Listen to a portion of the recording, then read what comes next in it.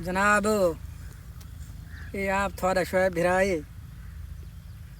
ये सारी कणकिया ये असां पाए असां मतलब थोड़ा थोड़ा मेहनत करके पिंड ईद विच पाइंदे रहे 4 किले कणा के इंशाल्लाह निसरदी पई है 2 महीना ताईं दी ढेरी चाहते वत पता लग सी मेहनत कितनी की सी ते कित्थां लाई सी।